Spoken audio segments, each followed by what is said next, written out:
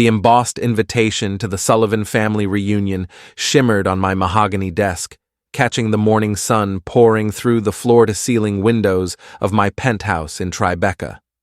15 years of deliberate distance were about to come to an end, and strangely, it wasn't by choice. I unlocked my phone and scrolled back to the email that set everything into motion. Forbes 30 under 40, the new face of digital art. Jane Sullivan's NFT empire hits $3.8 billion valuation. The article was set to go live tomorrow, just 48 hours before the reunion. Everything I'd kept hidden for so long was about to burst into the spotlight, and there wasn't a damn thing I could do to stop it. "Miss Sullivan?" My assistant's voice crackled through the intercom. "Your brother Ray is on line 1. Again. Naturally. He'd been calling nonstop since the press release hit the major outlets. I inhaled deeply, then picked up. "Hello, Ray." "What the hell, Jane?" No greeting, straight to outrage. "Business Insider just called me for a quote about my billionaire sister. Care to explain what's going on?"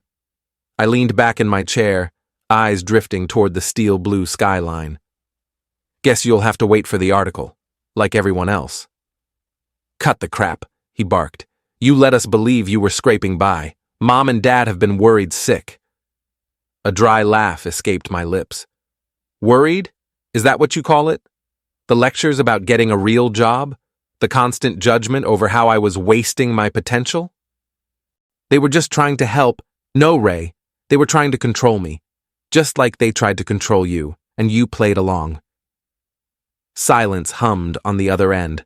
Ray, the perfect son, the golden boy who went from Wharton to Dad's firm without ever coloring outside the lines. "Just tell me one thing," he said at last. "How long have you been hiding all this?" I stood, walking toward the windows, watching my private helicopter touch down on a rooftop pad across the street. It was mine, one of 3. Remember when I moved into that shoebox studio in Brooklyn? When you started messing around with that digital art crap? Yeah. He paused, calculating.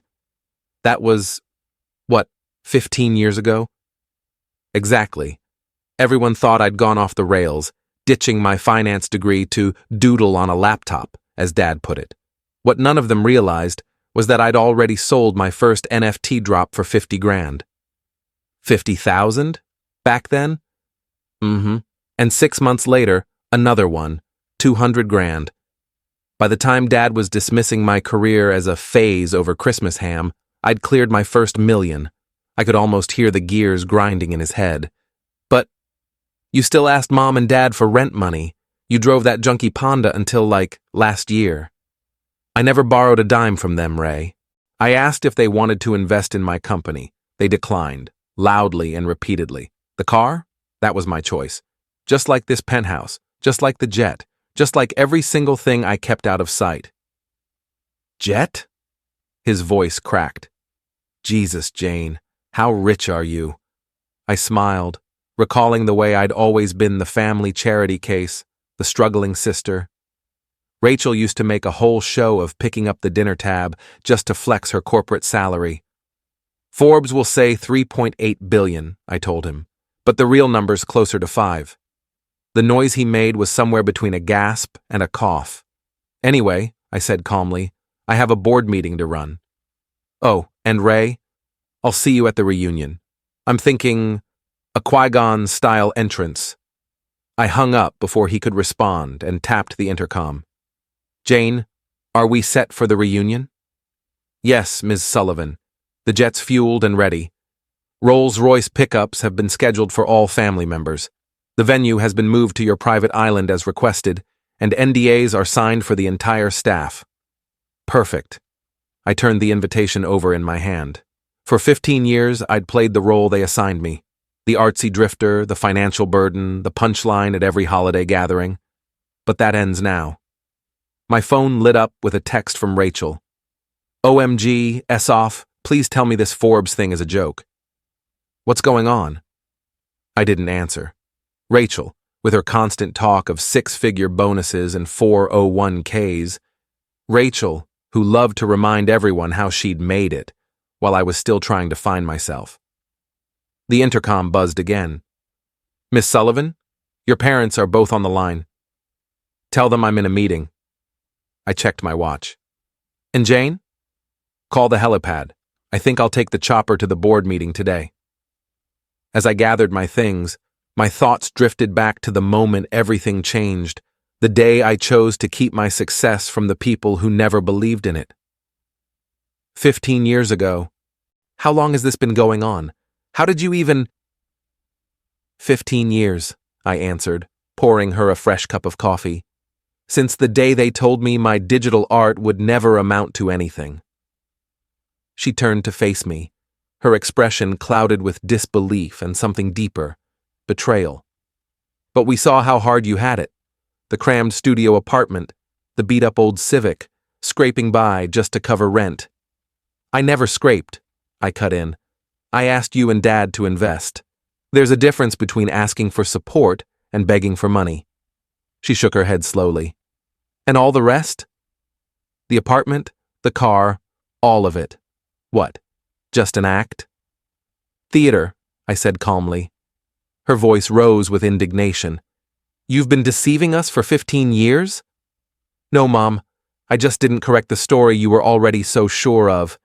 You all wanted to believe I was failing, so you never bothered to dig deeper." She dropped into one of the Italian leather chairs in my office, the weight of realization pulling her shoulders down. "Does anyone else in the family know?" she asked, her voice barely above a whisper. "No one. Well, Ray found out yesterday, right after the press release went out. I assume he tried to tell you." She nodded faintly. "He called, but your father thought it had to be some other Sophia Sullivan." I walked over to my desk and pulled out a sleek binder. "Here's something you might find interesting. This was the proposal I pitched to Dad 3 years ago. I asked for $1 million investment. If he'd said yes, that share would be worth around $100 million today." Her hands shook as she took the folder from me. He said you just wanted a bailout, that you couldn't admit your art career was going nowhere." "And you believed him," I said, my voice firm but quiet. "Just like you believed every part of the story he created about me struggling. Tell me, Mom, in 15 years, did any of you actually attend one of my exhibits, check out my work online, or even type my name into Google?" She looked down, unable to meet my eyes. "Yeah," I said. "That's what I thought." I walked to the window, gazing down at the skyline of a city where I now owned more than a few high-rises. "The family reunion's in 2 days," I said over my shoulder. "I've made some changes to the plan." "Changes?" she asked, cautious. "I bought out the entire resort where it was supposed to be held. Too many prying eyes. Now, private cars will pick everyone up, and they'll be flown out on my jet. We're holding the reunion on my island." "Your island?" "In the Caribbean. I bought it last year after closing my first $1 billion deal." I turned and looked her in the eye. "And Mom?" "This time, I won't be the one sitting in the corner listening while everyone else brags about their latest achievements. This time, I've got a few things of my own to say." She stood slowly, smoothing her skirt with unsteady hands. "Your father, when he sees all of this, he'll have to admit that his daughter, the one he mocked for playing around with graphics on a computer, built something bigger than anything tied to the Sullivan name." I smiled. "And that's just the beginning." I walked her to the elevator. Just before the doors closed, I added one last thing. "Oh, and Mom, that Bentley you've always wanted but Dad said was too extravagant? I bought 3 last month, just because I could." The door shut on her stunned face. As soon as she was gone, I called my assistant. "Jane, are we ready for the reunion?" "Yes, Ms. Sullivan. The island team is fully prepared.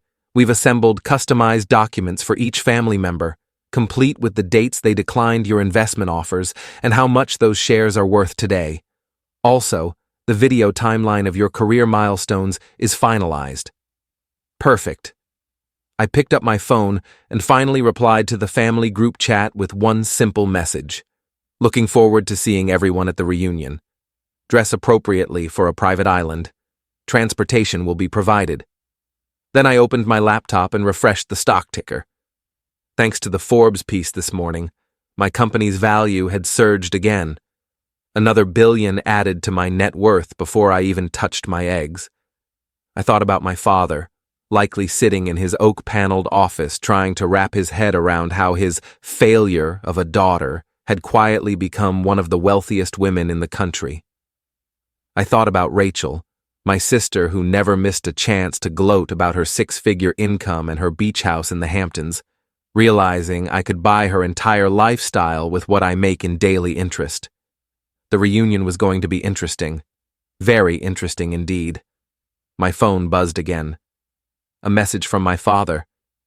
We need to meet before the reunion. Family matters should be discussed privately.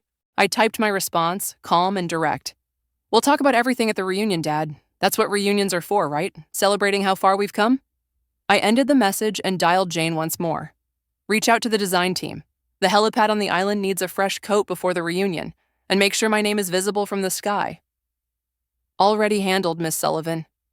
Anything else? 15 years of being underestimated flashed through my mind. 15 years of polite dismissals, backhanded sympathy, and being cast as the family disappointment. Yes, I said, my voice steady. Make sure the Forbes article is framed and hanging in every single room of the resort. I want it to be the first thing anyone sees, no matter where they go. As I ended the call, my eyes caught my reflection in the glass. There I was, successful, unshakable, no longer the shadow of who I used to be, finally ready to show them all exactly who they had overlooked. The countdown had officially begun. The morning of the Sullivan family reunion arrived with a flawless California sky. I stood at the edge of my private runway, the gentle ocean breeze rustling the palms behind me as 3 black Rolls-Royces cruised up in perfect sync. My family had arrived, the engines quieted, the doors swung open. First was my father, his once dominant aura visibly dimmed. My mother followed, still visibly unsettled from our confrontation earlier that week. Ray and Rachel came next, along with aunts, uncles, and cousins, their faces etched with everything from disbelief to thinly veiled envy. And there it was, my private jet, gleaming beneath the morning sun, with Sulevian digital empire elegantly scripted along the fuselage. I stepped forward, my heels clicking confidently on the tarmac. "Welcome, everyone," I called out. "Hope the trip was comfortable." My father stepped forward, attempting to reclaim his usual authority. "Sarah, this is over the top. We could have just used the resort for this reunion." I smiled. "That was too public, Dad. I thought it was time we had a more private family experience on my island." "Your island," Rachel echoed, clutching her handbag like it might shield her from reality. "Of course you have an island." The jet interior didn't disappoint. As they boarded, their eyes darted around. Gold-plated details, curated art, rare wines flowing freely. The cabin was dripping with luxury, and every inch of it was designed to shock. Is that a real Picasso?" Aunt Patricia whispered, eyes fixed on the framed masterpiece. "Yes," I said offhandedly. "Picked it up last year. Got a few others, too." My father cleared his throat. "Sarah, maybe we should—" "We'll talk when we land, Dad," I said firmly. "Until then, enjoy the flight. The champagne's vintage. Cost more than your company pulled in last quarter." He winced. Good. 2 hours later, as we descended, the island emerged beneath us, 300 acres of sculpted paradise. At its center, my flagship resort gleamed, state-of-the-art and unapologetically grand. From the sky, they could read my name, laid out in towering white letters. Rachel's gasp told me she'd seen it. The helipad was ringed with digital displays, cycling through my most profitable NFT collections, each piece tagged with its multi-million-dollar price. As we landed, I welcomed them. "Welcome to Sullivan Island," I said, my voice ringing with pride. "My own little slice of the world." "Little?" Ray sputtered, looking around. The resort itself was an architectural symphony, all glass and stone and natural flow. As they followed me inside, I continued. Rooms are ready. You'll find a bit of reading material waiting. Might be worth a look before dinner. That reading material had been crafted with care. For my father, every investment proposal he had dismissed, alongside their current valuations. For Rachel, a side-by-side of her annual earnings and the passive interest I made in a week. For Ray, a full breakdown of how much his firm lost by refusing to partner with me. I gave them an hour to absorb it all, then summoned them to the dining hall. The room was breathtaking, panoramic ocean views, a hand-carved dining table the length of a yacht, place settings that cost more than most people's rent, and on every wall, that Forbes article, perfectly framed. They entered slowly, stunned, dressed for dinner but clearly overwhelmed. I gestured. Please, have a seat, we've got a lot to cover. Sarah, my father started as soon as we were all seated, his voice unusually unsure. I think I speak for all of us when I say, we're surprised. I gave a soft laugh. Surprised? That's the word you're going with?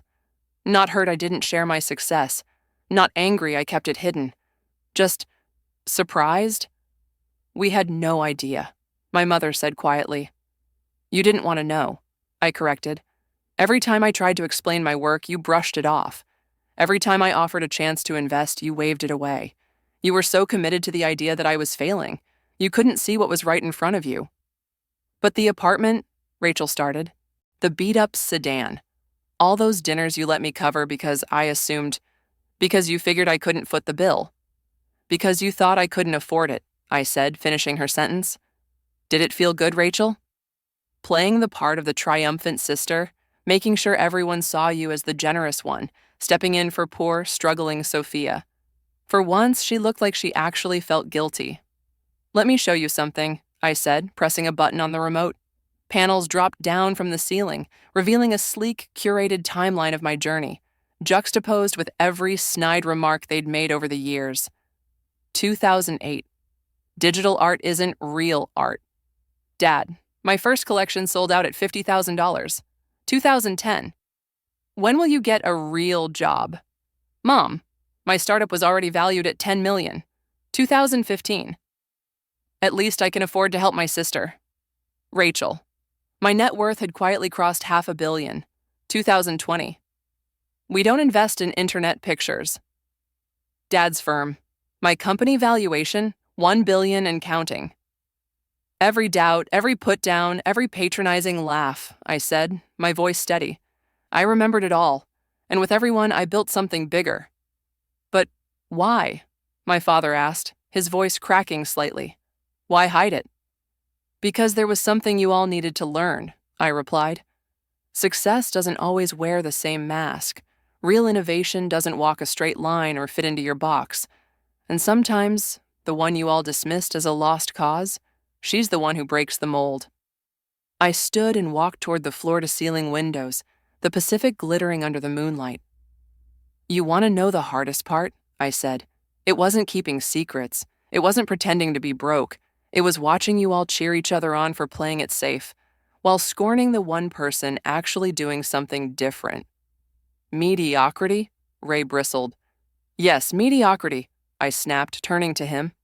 You followed Dad's formula to the letter, landed the job he mapped out for you, made the textbook investments, and I looked at Rachel. You paraded your 6-figure salary around like it was a crown while I was making that much before lunch. That's enough, my father interrupted, getting to his feet. You've made your point. We were wrong. Is that what you want to hear? No, Dad, I said. What I want is for you to actually understand. Really understand. I gestured around at the elegance surrounding us. This, I said, sweeping a hand through the air, isn't about money. It's about vision. The kind you were too busy clinging to the past to see. I hit another button. A fresh series of images filled the screens. My latest endeavor, an immersive platform set to revolutionize how digital art is created, traded, and valued. This goes live next month, I said. Initial estimates put it at a $10 billion valuation. And I'm showing you now because, for once, I want you to see what I'm building before it makes headlines. No more brushing it off. No more underestimating. The room went silent as they took it in. the weight of realization hanging heavy in the air. Then my mother spoke, her voice softer than I'd ever heard it. "We're proud of you, Sophia. We should have been proud all along." "Thank you, Mom. But I didn't do this to earn your pride," I said. "I did it because it was mine to do, my dream, my vision." I smiled. "And now, it's my empire." "So what happens now?" Ray asked, voice low. "Now," I said, "now we have dinner, as a family. But this time, we'll do it my way. Now we have dinner as a family. But this time, we'll do it my way. No more pretending, no more hiding. And tomorrow we'll tour the island, and I'll show you exactly what your daughter, sister, and niece has built while you weren't paying attention." I raised my glass to the truth. Finally, they raised their glasses, looking somewhat dazed. The rest of the evening passed in a blur of gourmet food, fine wine, and gradually thawing conversations. My family was beginning to see me, really see me, for the first time in 15 years. As they retired to their rooms that night, I stayed in the dining room, looking out at the moonlit ocean. My assistant Jane appeared at my side. "Was it worth it?" she asked quietly. The big reveal. I thought about the looks on their faces, the shock, the realization, the gradual understanding. "Yes," I said, "but not for the reasons I expected. It wasn't about proving them wrong anymore. It was about finally being free to be completely myself. And tomorrow," I smiled, "tomorrow we show them the future. Their safe, predictable world of traditional investments and conventional success is over. It's time for them to understand that the daughter they wrote off as a dreamer wasn't just dreaming. She was building a new world while they weren't looking." Later that night, I found a note that had been slipped under my door. In my father's handwriting, I was wrong, not just about the business, but about everything. "You didn't just succeed. You revolutionized an entire industry. I'm sorry I couldn't see it sooner." Dad, I placed the note in a frame, right next to my first NFT sale receipt for $50,000. A reminder of where I started and how far I'd come. The next morning, as I watched my family gather for breakfast, their attitudes subtly changed. I realized something important. Success isn't just about proving others wrong. Sometimes it's about proving yourself right. And sometimes the sweetest victory isn't in the revealing of success, but in the quiet knowledge that you built something extraordinary while everyone else was busy doubting you. My phone buzzed with a news alert. Sullivan Digital Empire announces revolutionary new platform. The future was calling, and this time, my family would watch it unfold in real time. No more hiding. No more pretending. No more pretending. Just success on my terms.